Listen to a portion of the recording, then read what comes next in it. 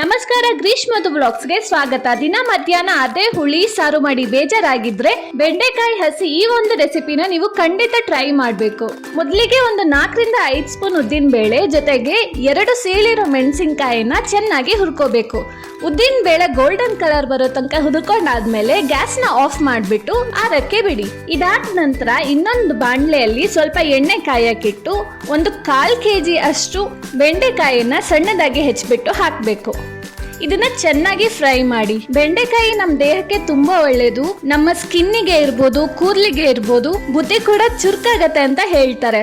ಅಷ್ಟೇ ಅಲ್ಲದೆ ಇದು ಜೀರ್ಣಕ್ರಿಯೆಗೂ ತುಂಬಾನೇ ಉಪಯೋಗ ಇರುತ್ತೆ, ಮತ್ತೆ ಹೃದಯಕ್ಕೂ ತುಂಬಾ ಒಳ್ಳೇದು.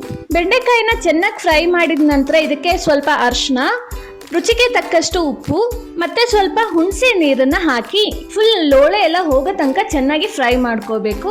ನಂತರ ಅದನ್ನ ಬೇರೆ ಬೌಲ್ಗೆ ಹಾಕೊಳ್ಳಿ. ಒಂದು ಮಿಕ್ಸಿ ಜಾರಲ್ಲಿ ಸ್ವಲ್ಪ ಕೊಬ್ಬರಿ, ಹುರಿದಿರೋ ಉದ್ದಿನ ಬೇಳೆ, ಮೆಣಸಿನಕಾಯಿ ಮತ್ತೆ ಸ್ವಲ್ಪ ಮೊಸರು ಅಂದ್ರೆ ಒಂದು 4 ರಿಂದ 5 ಸ್ಪೂನ್ ಮೊಸರು ಹಾಕೊಂಡು ಚೆನ್ನಾಗಿ ರುಬ್ಕೊಳ್ಳಿ.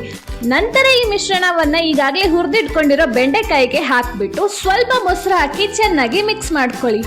ನಂತರ ಇದಕ್ಕೊಂದು ಒಗ್ಗರಣೆ ಕೊಟ್ಬಿಟ್ಟು ಬಿಸಿ ಬಿಸಿ ಅನ್ನಕ್ಕೆ ನೆಂಚ್ಕೊಂಡು ತಿಂದ್ರೆ ತುಂಬಾನೇ ಚೆನ್ನಾಗಿರುತ್ತೆ. ನೀವು ಕೂಡ ಟ್ರೈ ಮಾಡಿ ಮತ್ತೆ ನನ್ನ ಪೇಜ್ನ ಫಾಲೋ ಮಾಡೋದನ್ನ ಮರಿಬೇಡಿ. ಮತ್ತೆ ಸಿಗೋಣ ನನ್ನ ನೆಕ್ಸ್ಟ್ ವ್ಲಾಗ್ನಲ್ಲಿ. ಧನ್ಯವಾದಗಳು.